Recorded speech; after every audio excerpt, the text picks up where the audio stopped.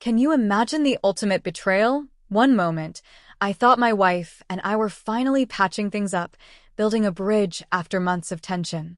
The next, she was tearing me down, humiliating me in front of everyone, announcing she was leaving me for her boss, and then her own family turned on her. That's what happened on our anniversary. Let me take you back a bit. My wife, Veronica, and I have been married for 3 years, together for 6. But lately, we've been on a collision course, and she's been trying to blame me for it all. The truth? She had an affair with her boss, Nathan, and thought our anniversary party would be the perfect stage to rub it in my face. Spoiler, it didn't go her way. Our marriage had been rough for about a year, largely thanks to her family. They're doctors, stinking rich, and they've always looked down on me. Their 2 older sons are also incredibly successful, so Veronica grew up incredibly spoiled. I knew from college I couldn't give her that same lavish lifestyle, and I was okay with that. I was practical, not inferior. My single mom worked hard to give me an education, and I'm serious about my career. I wanted to achieve a certain level of financial stability before we even thought about kids. I'm only 25. There's no rush. But Veronica's parents started pushing for a baby, and suddenly, she was on board, completely ignoring my feelings, my concerns about finances, and my desire not to rely on her family for money, a family who already treated me like dirt. They saw it as helping. I saw it as another way to remind me I wasn't good enough. We fought constantly. She just couldn't understand why I wouldn't bend to her parents' will. For months, it was like this. Screaming matches, icy silence. The only reason I hadn't considered divorce sooner was that after every fight, she'd eventually try to make it up to me, and we'd fall back into that toxic, familiar pattern. I still loved her, you know? I held on to hope. Then, a few weeks before our 3rd anniversary, she changed. She became incredibly sweet, started planning a party for us. A real anniversary celebration. I actually started to believe we were patching things up, that maybe she finally understood my perspective. I was genuinely excited. I had no idea what was coming. The party was 4 days ago. All our friends, both our families were there. Things were going well, we were laughing, it felt normal. And then her boss, Nathan, walked in. The air in the room shifted. And Veronica, she completely transformed. It was like she went from being my wife to his the moment he appeared. She left my side, draped herself all over him, and he just ate it up. I stood there, utterly shocked, numb, watching this twisted performance unfold. I couldn't even speak. A few minutes later, she grabbed a microphone. I thought, okay, she's going to make a loving speech to me. And technically, it was for me, but not in any way I could have ever imagined. She started talking about our 3 years of marriage, our good times. Then she pivoted. She started airing our dirty laundry, right there, in front of everyone. How she wanted a baby, how I wasn't ready, how we'd been fighting constantly. My face burned. I tried to signal her, tried to get her to stop, but she just barreled on, painting me as the bad guy. The weird looks from our friends and family were unbearable. Then it got worse. Much, much worse. She talked about how tired she was, how it had taken a toll, how she'd broken down at work. And Nathan, her boss, was there for her. Not to scold her, but as a friend. They bonded. Within a week, they were inseparable, spending all their time together, even after work. She realized she'd made a mistake marrying me because Nathan was the perfect guy. And then she dropped the bomb. I've wasted enough time with him, she announced, her voice echoing through the stunned room. Now I need someone who actually understands me. You've hurt me, so on our 3rd anniversary, I'm setting you free. I'm moving in with Nathan, starting tonight. I froze. My mind went blank. Even now, thinking about it, I just go numb. Humiliated. Enraged. Broken. But I couldn't find a single word. What could I say? The silence in the room was deafening. And then a sound. My father-in-law. His voice was cold, furious. This is disgusting, Veronica. We want nothing to do with you. He stood up, his face etched with disgust, and walked out. My mother-in-law followed, not even glancing back at her daughter. Veronica's brothers, who'd always indulged her every whim, told her her actions were horrible and they couldn't stand for it. They left too. One by one, the guests started to trickle out, leaving an awkward, gaping hole in the room. I finally snapped out of my stupor. "Get out," I told Veronica, my voice surprisingly steady. "Get out of my house. Now." Take your things. I don't want to see you." She didn't argue. She just went to our bedroom with Nathan, packed her bags, and within an hour, they were gone. Only my mom and younger brother stayed. My older brother, who lives out of state, called immediately. I just collapsed. They held me as I cried for hours, just completely shattered. My brother left the next day, but my mom's still here, a constant source of comfort. My older brother calls every day. I've spoken to an attorney. Divorce is happening. But then, 2 days later, my phone buzzed.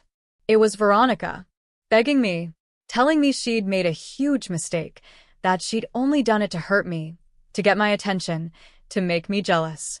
She sent proof she'd quit her job, claiming she'd cut all ties with Nathan.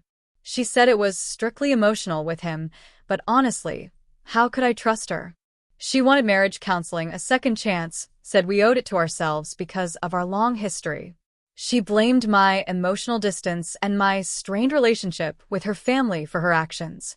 A part of me, a tiny, tired part, started to wonder. Had I messed up? My mom, though, had a different theory. Veronica's family had disowned her, cut her off, and now she needed our money again. She just wanted access to their wealth through me. It sounded cynical, but it also made a terrifying amount of sense. For 5 days, I didn't reply. My mind was a whirlwind of confusion, anger, disbelief. My friends, my family, even your comments, they helped clear my head. She didn't have a point. Not one. So I responded. I told her there was no excuse for what she did. That I'd always tried to understand her, but she never tried to understand me. I'd been upset, yes, but doing something so humiliating, so bizarre, would never have crossed my mind. I told her it was disgusting she was trying to gaslight me, to pin any of this on me. My emotional distance? That was a defense mechanism, a shield against our constant fights, fights that always started because she refused to see my side. And her family?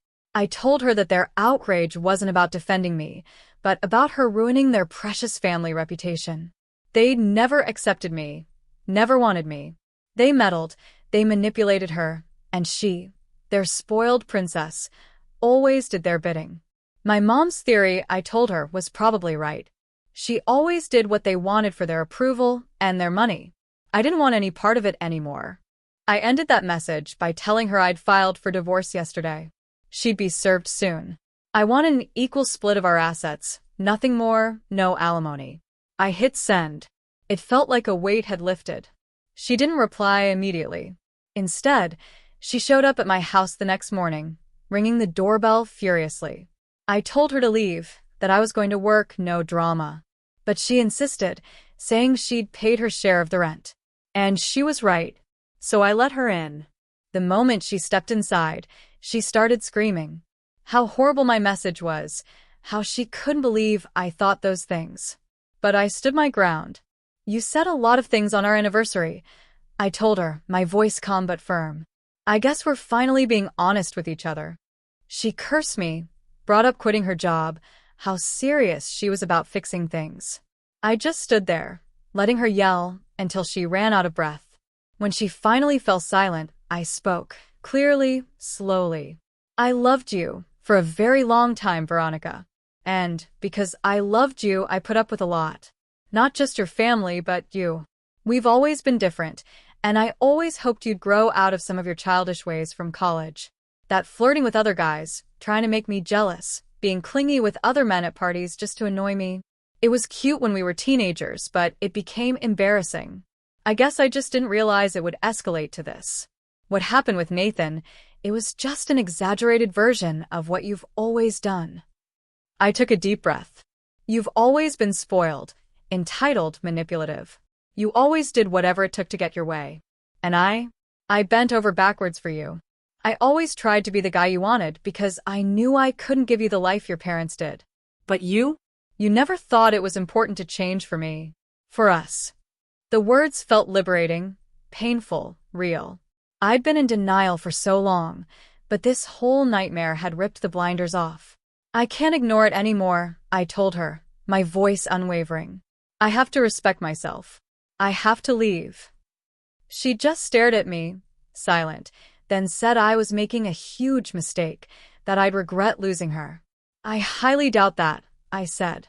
She let out an almost never-ending string of curses, slammed the door, and walked out of my life. It's been a couple of months now. Our state has no waiting period, so Veronica and I wrapped things up quickly. The divorce came through 2 weeks ago. We're officially done. And honestly, I don't feel bad. I feel relieved.